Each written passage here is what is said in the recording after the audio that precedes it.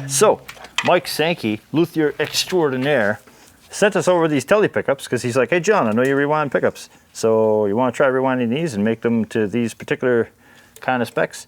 And I said, sure. The biggest challenge he asked was, can you make them, I want a high output bridge pickup and I want a neck pickup that balances, but they're always super low output compared to a bridge, especially when you heavily beef up the bridge. And the challenge of getting the neck pickup to have an output that is balanced well with the bridge was something I enjoyed the idea of. Tele pickups are very narrow and they don't have a lot of space for wire, so it's really hard to get a lot of output out of them. So what I did was, these magnets were actually all too long and they were popping out quite a bit from the bobbin. So you could tell by the color on the magnets, I actually just basically press the magnets back in so that they're flush on each side.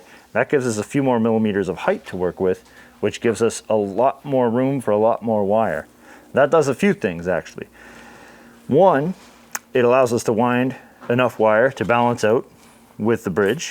And two, a taller, narrower coil can retain high end. So even though we're making a higher output pickup, it won't have the same kind of high-end loss that it would if it were shorter and we had the same amount of wire on there. First things first, we got to strip off the solder that's on here so that we can rewind this bad boy. Now, the trick for getting solder out, if you're using solder wick, is coat the wick in flux, and then the wick will, the heat that you use on the wick will be drawn to the flux, which will pull the solder off of the whatever you're trying to desolder. We're gonna forfeit these wires. Oh yeah, and the reason we're using these instead of winding fresh pickups, again, was because it was a reclaimed guitar, and the point of it was to use as many reclaimed parts as possible, and these are reclaimed pickups. So they didn't sound the way he wanted, so we're gonna rewind them, but they still are within the category of what he was, of the purpose of the project. There we go. Look at that. Look at that. And now that eyelet is usable again.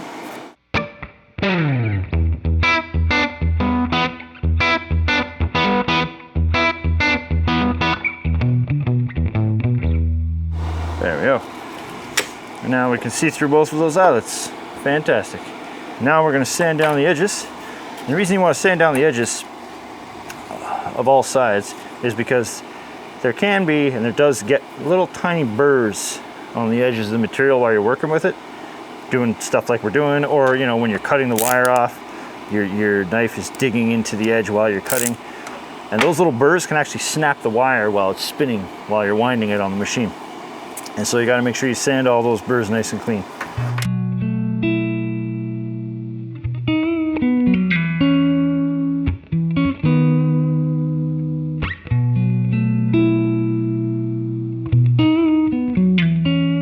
That's all sanded clean, so I'm going to do this to kind of brush any of that dust off and loose. And that is beautiful. Smooth as butter. No burrs, nothing. And actually, when you first press eyelets in, these are already pressed in, so we don't have a problem. But when you first press them in, they tend to stick up. And like that's another spot, again, why you sand. You sand those eyelets down till they're flush with the flat work, so that you don't run into the issue of the eyelet snapping the wire while you're winding. All kinds of little things that you never learn, you don't learn until you've wound a few pickups because no one told you. Beautiful. Feels like a brand newly pressed bobbin. Okay, now we can get to the winding part. First things first, we gotta prep the wire on the bobbin.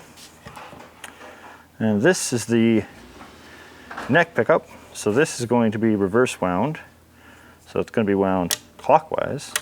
The winder is going to be set clockwise, which is actually going to wind the wire counterclockwise, which is normally on a north side up, so that you get that reverse hum canceling when you mix it with the bridge pickup. And your start lead is always ground, and your finish lead is always the hot. and because of the direction we're going to be winding this, this is going to be the ground. Oh, you know what we didn't do? Does this go through the hole? Nope. We have to re-drill that hole out. So I've got a bit that's just slightly bigger than that.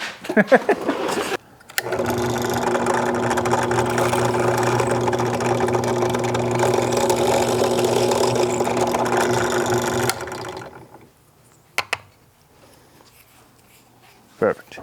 And just to make that drilling hole a little more pretty, we're going to just do a quick sanding pass across the entire top so that there's a consistent texture to it and not just a little tiny sanding spot.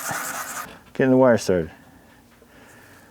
Find the end of your wire and give yourself a lot to work with, because it just makes it easier. The less you have, the more difficult it is to see what you're doing, and the easier it is to screw it up. And generally you want to wind it, you want to go through, loop it through a few times so that it keeps it nice and secure. Worst thing that can happen is you get a couple winds in and then it just slides right out on you. I like to do 3, some people like to do 2, other people like to do 4. Builder's choice. There you go. I cut off the excess because it's not needed.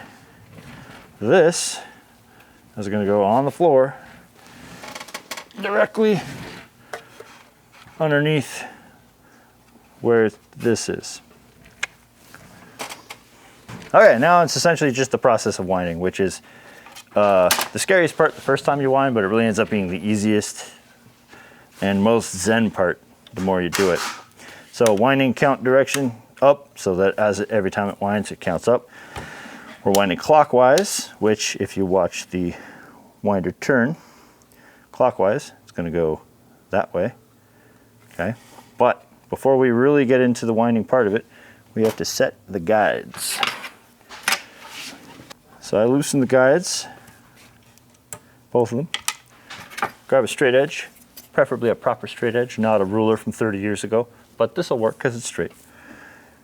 Place it against, flush against the whole pickup bobbin, and essentially move the guide into position right against it. And then I just jump it in another millimeter and tighten it. Then I double check the position of that. Oh. Pro tip, if you're winding clockwise, wind underneath. If you're winding counterclockwise, wind over top. Anyway, I like to set the wire in this little crease in my finger, and then I use my thumb to control the tension if I'm handy winding. In this case I am. And then here we go. I'm going to let it turn slowly, and I'm watching where the wire is going in relation to the edge of the bobbin here as it's turning. And you can see it's just about a millimeter, not even, but maybe half a millimeter from the edge, which is pretty well perfect. And then we'll do the same on the other side. And while I'm doing this, it's counting the winds, so all of this counts towards the total wind.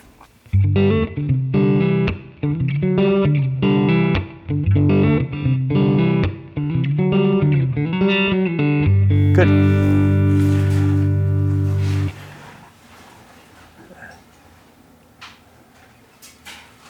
There we go.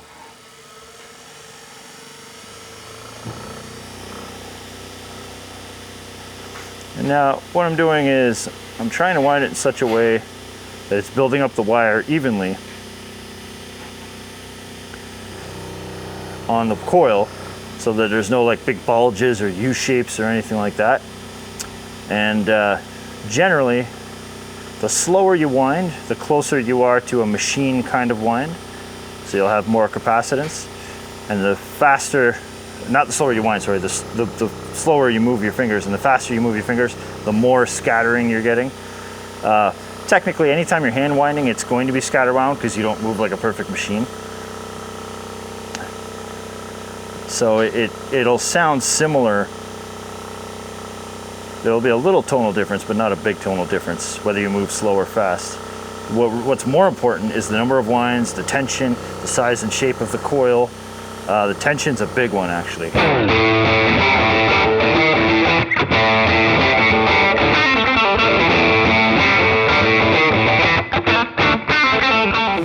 I'm gonna slow it down a little bit and just see what the coil's looking like.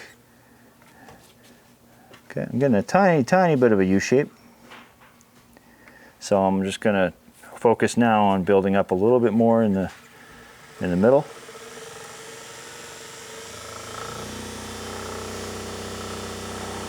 To try and even that out. Another pro tip, I recommend when you're doing this, actually, if you have a black surface behind it and your area is well lit, you can perfectly see what the edge looks like while you're doing it, so you don't have to keep stopping like I do. It's an upgrade to our little station that we're gonna have to make in the future.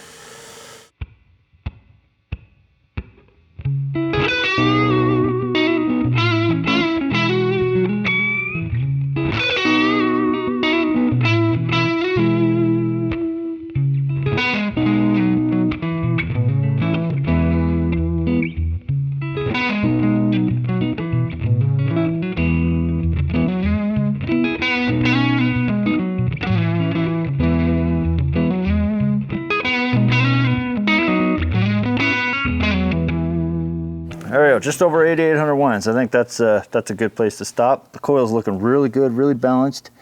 I could force more on there, but it's starting to get pretty full. So I think that's a good spot to stop. And I think that'll give us the tone we want for the neck. And now,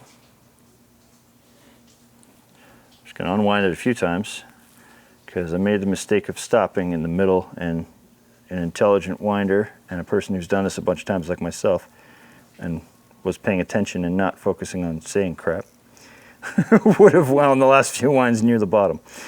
So I'm just rewinding these last few winds right down at the bottom so that it keeps the lead wire going from the eyelet down on the bottom. Because if you're coming from like up here and going down here, there's lead wire floating in the air. Really easy to screw your pickup up and break it. When you're taping it or wax potting it or doing anything with it, installing it, it's really easy to break that. This wire is not very durable. It's thin stuff. All right. Thin as a human hair. Thin as a human, thinner than a human hair. True. Yeah. You know, I got thick locks. All right. So then I'm gonna feed the wire through and do the exact same thing as last time. Beauty. Golden. So that pickup's done. We're gonna wax pot that, tape it off, and he didn't want to cover on it, so we're just going to leave it as is, and that is mighty beautiful, if I say so myself. And we'll do the bridge pickup now. Perfectly balanced with this would be roughly 9,600 winds. I'm going to bump it up to 9,800 because he wanted it to be a little hotter, a lot more punchy, almost like a broadcaster. An original broadcaster spec is 10,000 winds on the dot. So we're gonna come a little bit under that so that it balances well with this neck pickup. He'll be very happy with the result of this. All right. Turning up the heat of your soldering iron will also help you break through ROS compliant solder. Yeah. Well, actually, that's sorry, you probably can't hear Brett because he's not mic'd. He said turning up the heat quite a bit can help you break through ROS compliant solder, which is lead-free solder. Lead-free solder has a much higher melting point and needs more heat. So if you're using lead-free solder, you need an iron that can get up like above 750 degrees, preferably 800, 850, somewhere in that range. Luckily, our iron can do that. There we go. Now I gotta pry this bad boy off. So I'm gonna knife down the middle. There we go. Look at that. People will balk at the fact that I'm throwing this string out. What? Well, because this is, vintage accurate, is to have the string, and we're not doing that because we're not going for vintage accurate. We're going for cool, modern, edgy, next gen. Lame. Don't mind my messy workstation. Actually, yes, judge me. I'm terrible, and I know it. I'm working on it. I don't know. Do you have any tricks for doing this, Brett? I actually cut at the end. At the end over here? Yeah. Oh, okay, like where the magnet is. Yeah, and I go straight down and I push it with my thumb. Oh, bro. Bro, this is so much better. Also, a very sharp X-Acto blade hose. Oh, that's tape. Yeah, that's normal. Yeah, sharp blades, most important. Ah, this is beautiful. Dude, cutting from the ends is genius. Cutting from the ends is Wimmis approved.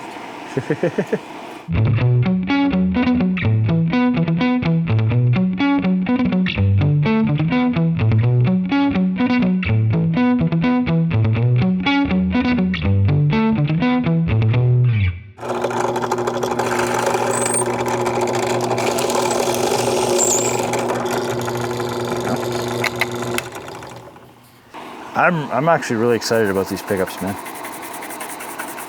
I've never been a big fan of the classic Tele twang, and I think these are going to turn out in a way that I would really enjoy them.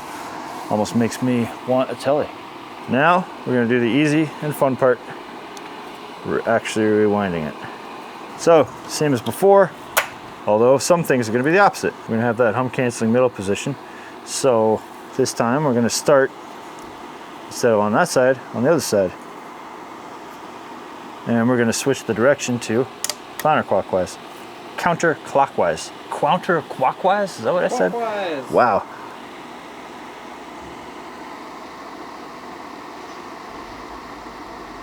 Okay.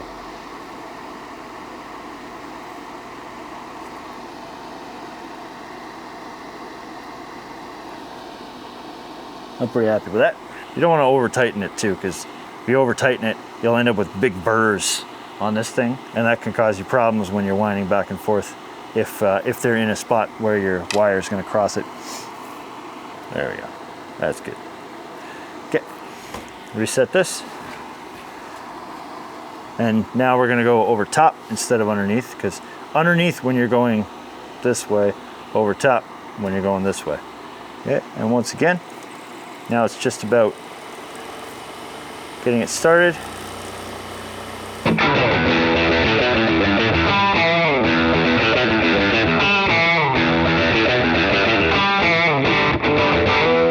Alright, so we're at 1,000 winds. I'm just going to check how we're looking.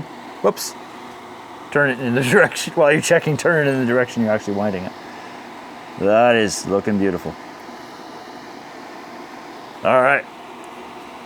This is going to turn out great. I have a feeling.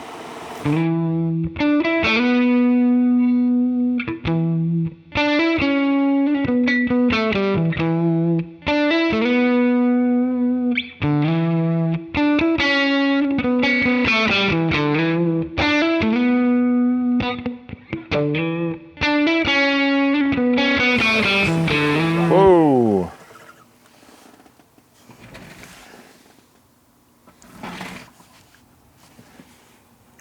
So I paused there because every once in a while, sometimes while you're winding, you'll just feel something funny with the wire.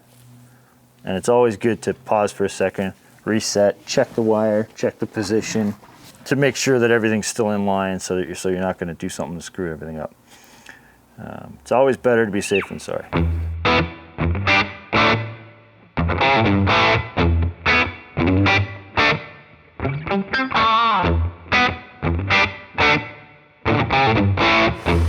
So excited to see what he has to say. Yeah. I mean, he said it's a Tele, but it's not a Tele.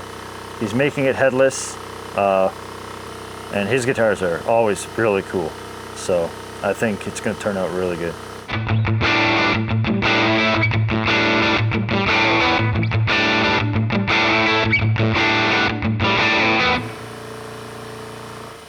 All right, I'm just past 96 now. Coil's looking all right.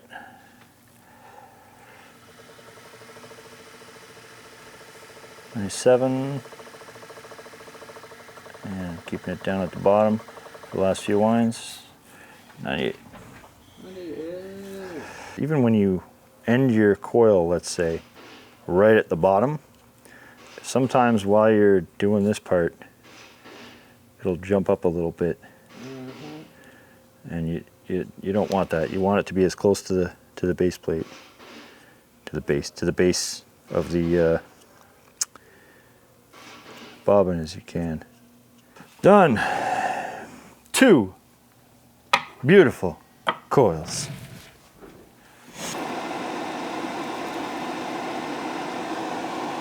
So I'm holding the iron there for a few seconds extra, because what that's actually going to do is burn off the poly coating on the magnet wire. And by burning off that poly coating on the magnet wire, that's how we're actually getting a connection between the lead and the magnet wire. Look at that beautiful shiny joint. Huh? Ah yeah, love it. Trying to feed it through without breaking the wire. It's not so bad when you're on the finish half, but when you're on the start half, you know, there's no going back. You break the start half, you have to rewind the coil. Clean all that flux off. Don't do it on this side because you run the risk of breaking the wire. Pro tip again. But it's perfectly safe from this side. Beautiful. Beautiful joints, no flux residue. We are laughing. Because the base plate is going to heat up a ton while I'm soldering it. I don't want to attach these because I'm going to melt these off. So I'm just going to do it on the desk here. I'm going to boost up the temperature on my iron, and I'm going to heat up the base plate first.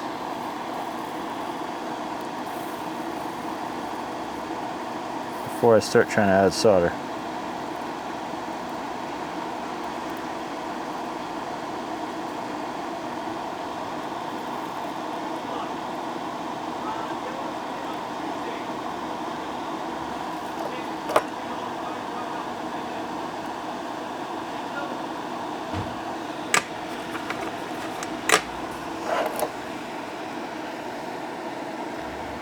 Awesome. All right, on to the neck pickup. Yes, yes. Let the tone flow through. Your hot lead should always be your finish. Why? Because that's what the guy on the internet said. Your hot lead should always be your finish wire because it actually affects the noise level of the pickup, like the amount of 60 cycle hum it picks up. It's not a lot, but I have found pickups that I've wound and I've put the hot as the start lead, just slightly noisier. 1, 2. I want to mention, normally when we do a reverse wound, reverse polarity pickup, we use yellow for the hot lead to make it obvious when you got a stack of pickups, which ones are reverse. But we don't have any yellow wire right now, so you're getting white. And now we get the wax bottom, tape them off, throw them in the guitar and test them. Woo! You notice I have a different shirt. It's because I spilled wax all over myself. Not true. It's a different day because we forgot to turn on the pot of wax yesterday. So we're wax potting today. We prepped it. Have a look. Nice, beautifully melted paraffin wax. Low dielectric constant, low melting point. Perfect for pickups. So we're gonna twist the leads, make it look pretty. In theory, twisting the leads helps reduce unwanted noise because it couples the ground with the hot wire. It's not really true because you need the ground to completely wrap around the entire hot wire, but it is what it is. It looks nice and it's easier to work with when it's like this. So that's the main reason for doing that. Paraffin wax is used instead of beeswax and other kinds of wax because of its lower melting point, so you're less likely to damage anything or melt any part of the coil you don't want to melt, especially if you have a plastic bobbin. But also, in the case of medical grade stuff, like the stuff we use, it has a low dielectric constant, which means it'll have minimal impact on tone. Other random facts about, you want to check this out? Other random facts about wax potting pickups. A lot of people think you need the entire pickup to be fully saturated, fully and completely saturated throughout the entire pickup, all the way through, filling everything with wax, and that's not really true. The point of wax potting, the only point of wax potting, is to reduce microphonics. It keeps the wire from vibrating against each other. And if you think about it, the pressure from the winds on the outer surfaces keeps all the winds on the inner layers, the outer layers I should say, keeps all the winds on the inner layers tight enough that that's not going to happen. So you don't actually need wax to fully permeate the entire pickup. You really just need it to get through the first few layers, and that's usually enough. What type of magnets did we use? We didn't use the magnets, they were reclaimed. We could actually, it's easy to check. When you fully charge a magnet, you can tell the grade of alnico by how it measures when it's fully charged. So the bubbles, if you'll notice, the bubbles have essentially more or less stopped coming out. They're coming out so little now that, you know, the point of the task is completed. So wax potting a Tele bridge pickup does a couple of interesting things. It actually gets a lot of wax in between the plate and the bobbin. So that actually winds up being better attached to the bobbin by the wax itself, which is kind of cool. Give that a couple minutes and then we will tape it up. I will say, if you play clean all the time and you're like a jazz player or something, sometimes those microphonics can be nice. So some people actually like them and want to leave it, but if you play with any kind of gain ever, it's usually not a good idea. You'll notice when I was thumbing across the bottom here to get the tape pressed in nicely, you might not have been able to see, but I was very careful to jump over the spots where the lead wire was. So I'm pressing, and then where the lead wire is, I'm kind of stopping and leaping past it, and then pressing on the other side of the lead wire, because I do not want to affect this lead wire.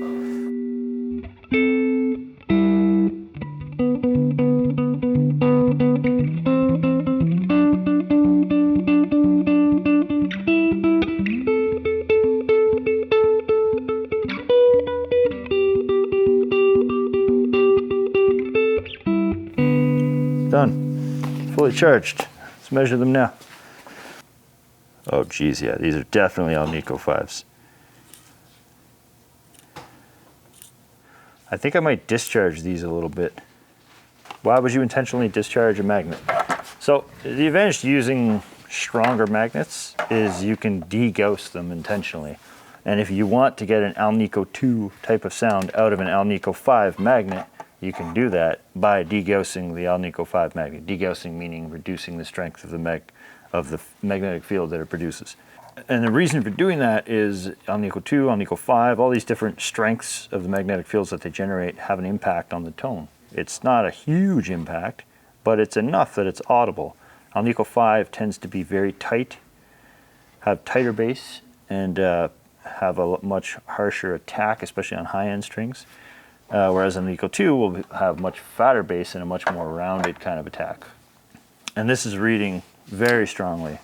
The way to fix that, you get a magnet, another Alnico 5, that's the same size as these ones, and you charge it fully. You put the opposite field, push it down, hold it there. Oh, yeah. And the result is, you know, it was charged to, let's say, 114, 115, and now that one is charged to 93, 90. The only difficulty with this is you have to recharge this magnet each time you do it.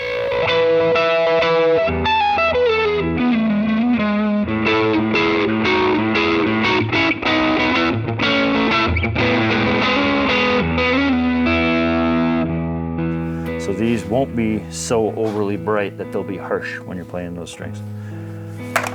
Science! And now, we jam!